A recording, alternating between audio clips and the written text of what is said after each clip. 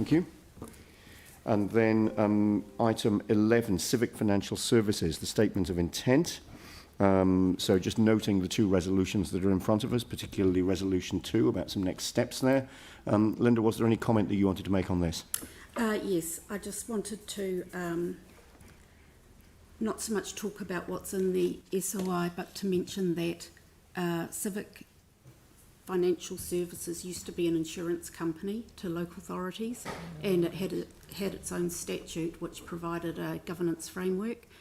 As a result, it was exempted from the CCO provisions of the LGA, but in the meantime, it's transitioned its business away from insurance and into funds management or administering funds, KiwiSaver funds for local authority employees.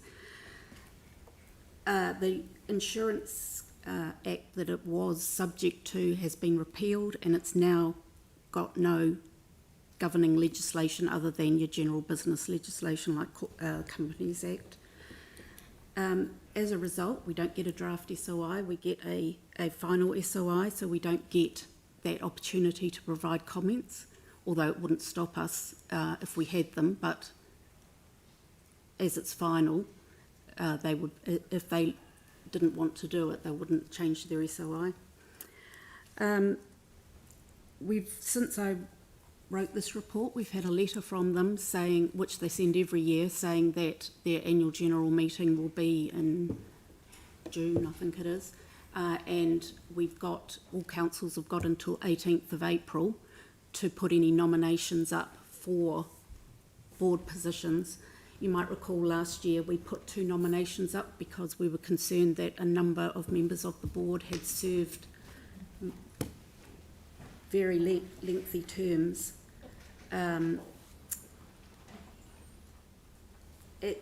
board members this year that are up for, who are retiring by rotation and have put themselves up for re-election are the chair, Tony Marriott, who's served 13 years, and Director John Melville, who's served 8 years.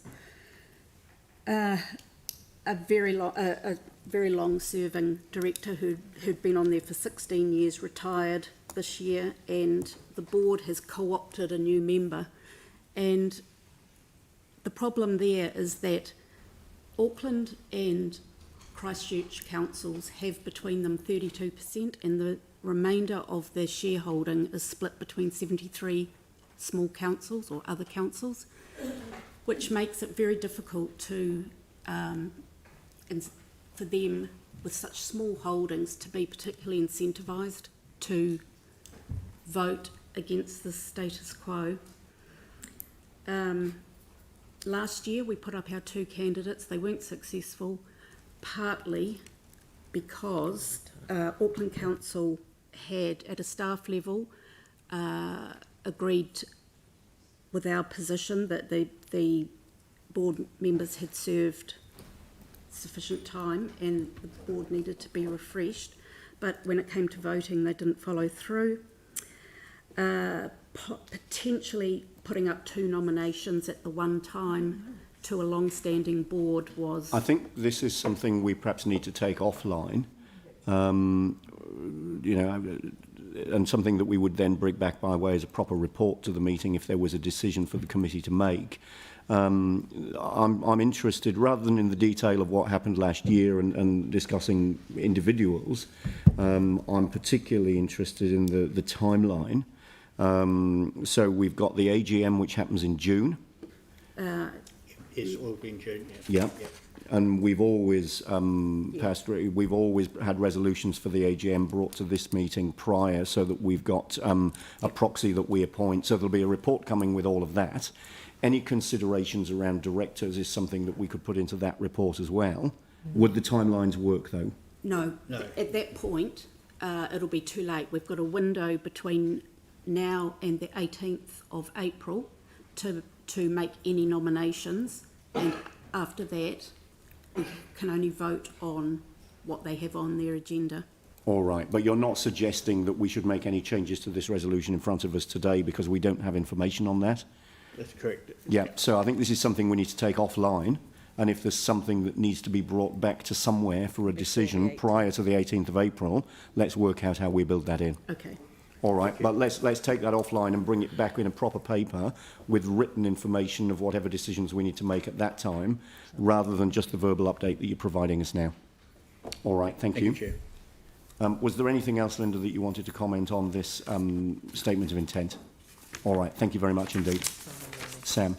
And I don't know how other people would feel, but I wonder if we could just delegate to the Mayor and Deputy Mayor the ability to make the nominations on our behalf. Delegate to who? Sorry? The Mayor and the Deputy Mayor, Yeah. rather Yeah. than bringing, if you guys are happy with Yeah. that, it might just speed it up.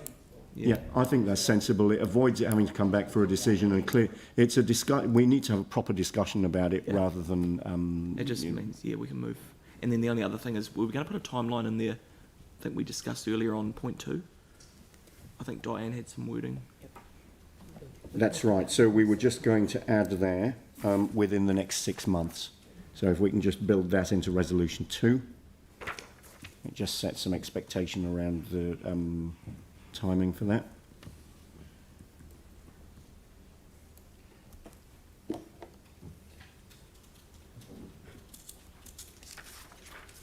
Six. 6 months. 6 months, yeah. All right, and then resolution 3, Linda, this is just about the director nominations. Yep. You'll still be bringing the report that we normally get around appointing a proxy and deciding on any resolutions. Most definitely, Yeah. yes. Second. Question? So moved by Sam, seconded by James Daniels. So I just had some questions. Yeah, no, I'll come back to questions. I just want to get these resolutions sorted first, and then I'll come back to any outstanding questions. Delegate to the Mayor and Deputy Mayor Nomination. director nominations for the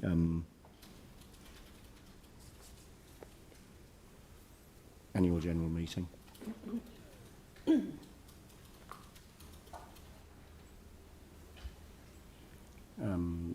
Delegate to the Deputy Mayor and Deputy Mayor decisions on director nominations for the upcoming annual general meeting. Yep, that's fine. Linda, that works, doesn't it?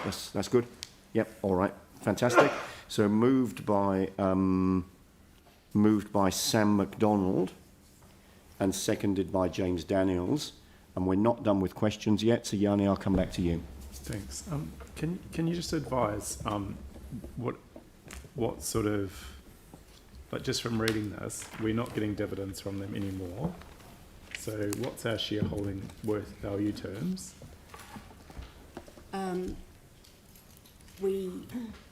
The only dividend of any note that we have received in the past was when they sold their building, and we got a special dividend for that. Yeah. They've never been in a position to pay, there might have been small dividends. Our shareholding, we can't divest because there's nobody to buy it. It's So what would happen if we just pull out? It was still bound by the LAP work that they've undertaken through historical insurance work. So there's still an ongoing trail of activity in that space. But as Linda pointed out, the key focus for them now is superannuation and the administration of the super easy schemes. And they've chosen, as effective from last year, that they see more benefit in retaining or reducing their profitability to support those reduced fees for all of those members. Right. So that's how they see their role as being a Do we know superannuation provider. how many of our members or staff are actually members of that scheme? Like, do we know what the benefit is actually to us for them reducing the fees? Like, is there any advantage? Only insofar that perhaps it will generate more demand for their scheme, because they'll effectively be. Yeah. The number we don't have of our staff being a participant, a lot of the smaller councils, it's very attractive for those members. So therefore, and Auckland does have a very high proportion of membership to that scheme. So our one, we're not too sure. Our one is high. I did look for that information. I just can't remember what the answer is. I did look at that last year because I was concerned about risk if we were recommending it. But We could include that in the paper that's coming out for the AGM, sure. if that will help. Well, I think so. Like, I mean, Statements of intent.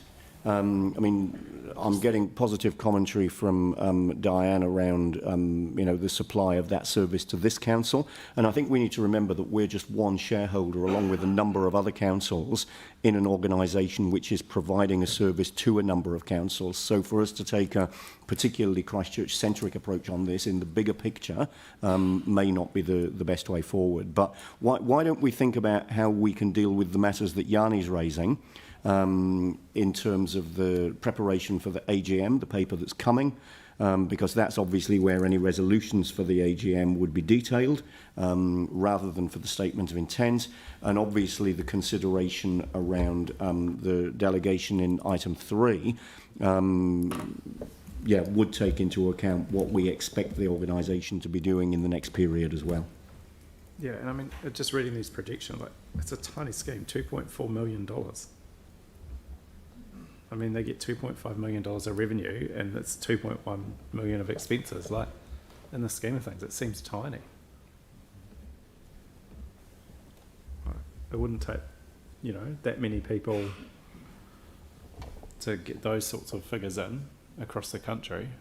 So, I mean, again, I'm not hearing you suggesting any change to the statement of intent. There are obviously some matters of interest that may be better considered in terms of any resolutions for the AGM rather than in regard to the statement of intent.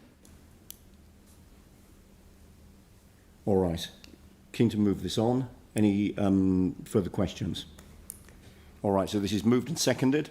I'll put the motion. All those in favour say aye. Aye. Against, as carried. Thank you.